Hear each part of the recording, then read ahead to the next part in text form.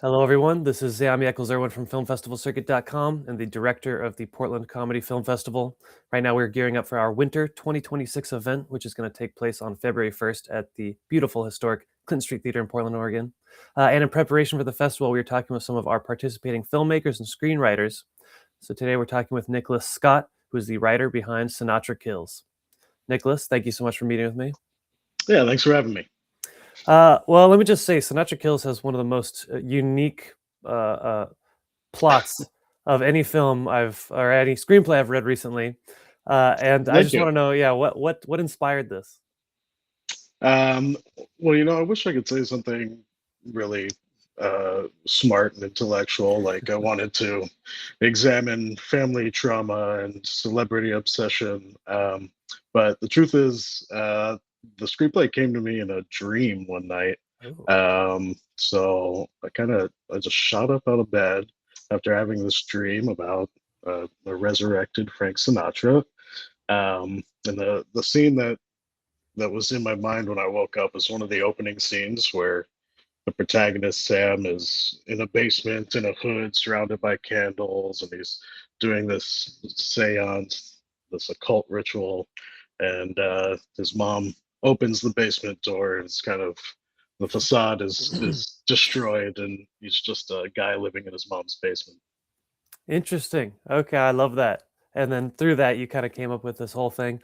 Well, tell me actually a little bit about that. One of the most distinct aspects of the script that I really love is the tone shifts, and I think I think it reveals a total that you're thinking really cinematically when you're writing this. I'm curious, one, how do you do that? But also, what's your philosophy on that? Because we have so much, okay, lightning is striking things crazy, and then, smash to some totally other vibe where, honey, the dinner's ready or whatever. Tell me a little bit about that. Yeah, the tonal mashup. I've gotten some feedback. People say, it might be, that whiplash might be a little too much. It might be a deal breaker for producers or anyone reading um, into it a little more for future production. But for me, it's the heart of the whole film, and it's what makes it exciting. And having, it's kind of three different lanes to work in means that you can do a lot of fun things and keep the reader just entertained and keep the story moving the whole time. Um, Totally. so, I guess my overarching philosophy on that is I think polish is killing creativity in this industry and has been for a long time. Um, so, I'll do grammar edits for polish and rearrange some scenes where it makes sense. But I just write what I feel is right in the moment, um, Totally. and that's just how it came out of me. So it's just honest, and I think not a lot of people are taking honest swings anymore. And I kind of refuse to edit my voice out of it. Well, good. I mean, that's yeah, interesting to hear that feedback because I feel like this quality of your screenplay it makes it exciting from the very beginning. You have this real forward momentum with these, big tonal shifts, and like you said, multiple lanes to explore. And I kind of want to talk a little bit about that. There is the sort of comedic overall uplifted thing. There's the horror lane, but then there's also sort of the emotive family context. And it's funny, it actually kind of reminds me of like Confederacy of Dunces. You've got this mom who, although be it sort of a side character, is actually really fully explored. She has her own scenes that are equally crucial. You have this kid who's deeply messed up, but a strong personality. And yeah, none of the characters really feel wasted. They're all have their own purpose and their own identity. Tell me a little bit about your sort of approach to these characters. Well, going back to, I wish I was making a commentary on family trauma. A lot of the characters are built on my own personal family trauma. Write what you know, right? Right. So, different elements, a lot stemming from my childhood, went into creating these characters. So they're little pieces of me sprinkled in each one, which just allowed me to explore their complexities from an interior kind of standpoint. Um, and that's why they have they have kind of archetypal character designs with unusual backstories. Right. I feel like that's a good way to put it. I mean, they're over the top, they're archetypal, but they're nuanced right when it matters, and that makes them feel a lot more fleshed out, a lot more alive. Thanks. Interesting. So this must be sort of a cathartic process to, little write about yourself, but have fun with it. Yeah, it's been very cathartic and really eye-opening in a lot of ways. I spent the past year uh, writing a number of different pieces and realizing the therapeutic benefits of Mm, screenplay writing has been one of the biggest lessons and real benefits to my life through this process. excellent. Well, that's incredible to hear. Anyone who's hesitating to write their first screenplay, you don't know how good it could be. Yeah, Um, it's good For for your you. mental health. Do it. Yeah. Well, tell me this. I'm always curious when a screenwriter writes, how much are you thinking about the final product? Because reading this, I feel like you have such a mind for the cinematic quality. I can visualize this. You have a lot of great descriptions. You also have uh, kind of musical stabs, and seems like you really have the final picture in your mind. Are you thinking visuals? Are you thinking cast? How far do you go in that? While you're writing. I kind of start just by dumping stuff on the page, and what I've found is I'll get maybe about 20, 25 pages in, and my process is I switch. I start building my pitch decks at about that point and thinking about casting options and production value and all this stuff. And that helps guide where the rest of the story ends up going. So having a face to put to a character that's still kind of not well defined in my head. If I could say, oh, this actor from Right. this movie in that role helps me give a little voice to all the dialogue and all the scene changes that come after that.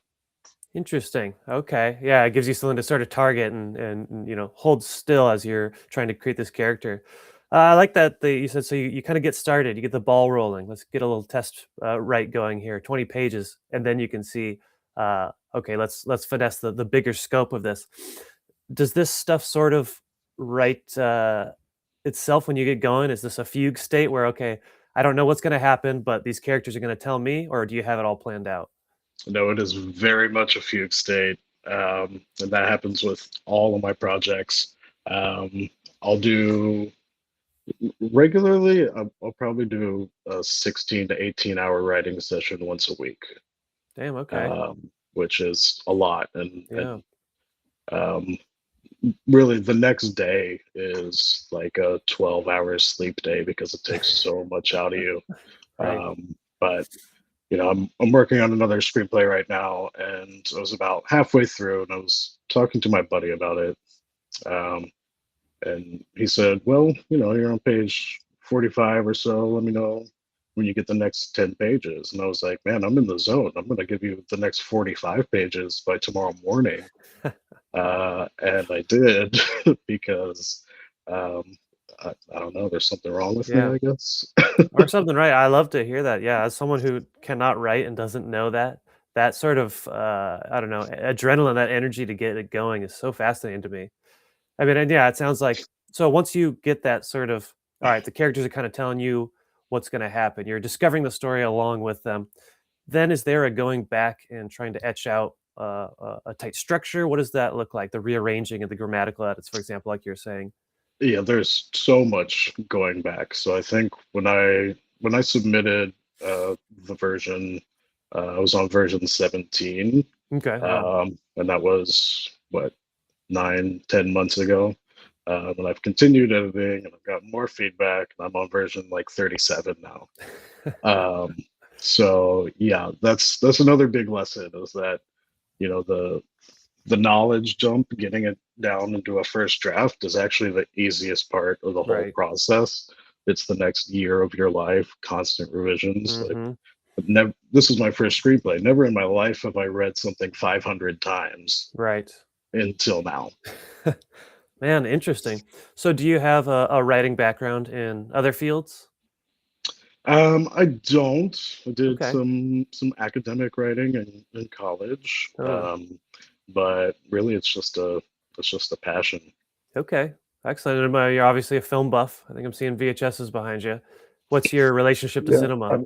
I don't know how many of them you can Oh see, yeah. Awesome. but um, my relationship to cinema is strange, actually. So during my college years, I actually did not like movies. Hmm. I was opposed to watching movies. I thought it was a waste of time. Why would you sit there for two Yeah. hours when you could be out doing this, that, or the other? Um, and a friend of mine that I was living with at the time was the opposite end of the spectrum, huge movie buffs. And I found myself sitting in rooms and seeing really amazing films. And it just snowballed from there. Kind of started with David Lynch, Mm-hmm. um, and just exploded after that to the point where um, it's as far away from a waste of time as it could be. Right. It's what I want to do with my entire life now. Interesting. Well, I actually I love to hear that the late bloomers to cinema because I feel like you can approach it with a lot more, I don't know, authentic connection. If someone grew up watching movies, it's always going to be something that they're gonna, I don't know, fall back on. Oh, that's my hobby. You're someone who is opposed, and now it's like, well, actually, I've tested the product. Genuinely, I think it's great. Here we go. I'm gonna write a screenplay. Yeah, full conversion. Very Yes. cool. Well, do you have any other projects in the work? You said you have another screenplay. Maybe any plans to get this one into some creative hands? Maybe make it yourself. What's the move? I've got a short that I want to make myself, Okay, based in Ohio. So I want to fly back this fall. I've got another television pilot submitted to a festival there. So I'm going to go to that in the fall and see if I can do some filming while I'm there. cool. But the one I'm really excited about, the one that I just got those 45 pages out in one night. It's a slow burn horror, in the vein of Eggers and Mm, Guadagnino, and I'm really excited about that. very cool. Okay, is that going to be a feature? You said you got like Yep, 45 on, 45 pages. So that's a feature. It's sitting at okay, 91 pages right now. It's called Cold Milk, working title. cool. But it's kind of an exploration of rural decay, body horror, and Oh man. yeah, Oh god. Okay, I want to read I'm that. excited. I'll Let me send it know to when you. that's readable, man. I want to check that out. Yeah. Well, anything else you'd like to add about Frank Sinatra Kills? No, I mean, if you like midnight movie genre mashups, then feel free to reach out. I'll send you a copy. I'm not precious about my work. Uh, so I love feedback. I love having people read my stuff. So feel free to reach out. Excellent. Well, man, I really loved it. I couldn't put it down. I thought it was infectious. It's like, Thank you. a very fresh read. But thank you so much for talking to me, Nicholas. And I'm looking Yeah, thank forward you. I to appreciate seeing a you. lot more from you, man. Yeah, I'll see you at the festival. Perfect. Looking forward to it. All All right, right. take Take care. care.